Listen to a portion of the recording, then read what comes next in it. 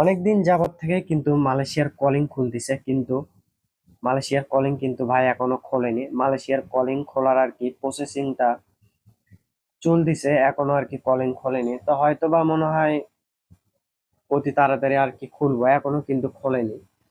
আসলে এর আগে কিন্তু প্রবাসী কল্যাণ মন্ত্রী আইছিল মালয়েশিয়া, আসার পরে কিন্তু কিছু কথাবার্তা হয়েছে, কিন্তু এখনো আর কি ফাইনাল ডিসিশন হয়নি।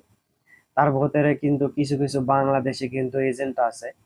আসলে গরিব মানুষদের দুর্বলতার সুযোগ নিয়ে কিন্তু টাকা পয়সা এবং কি পাসপোর্ট জমা দিয়ে কিন্তু একটা ভুয়ো মেডিকেল করে কিন্তু রাইখা দিছে। আর মনে করেন যে বলতিছে যে মালয়েশিয়া খুলতিছে খুলতিছে কলিং আর কি, ভিসা আর কি চালু হইতাছে আর কিছুদিন পরে আর কি তোমাদের ভিসা তোমাদের হাতে দিয়ে দেবো। আসলে সম্পূর্ণটা হচ্ছে একদম ফাউল কথা। আসলে মালয়েশিয়া এখনো কোনো চালু হয়নি, এখনো খোলার কোনো সিদ্ধান্ত দেখতেছি না। তার কারণ মালয়েশিয়া কিন্তু অনেক অবৈধ প্রবাসী ভাইয়েরা আছে। তো তাদের কথা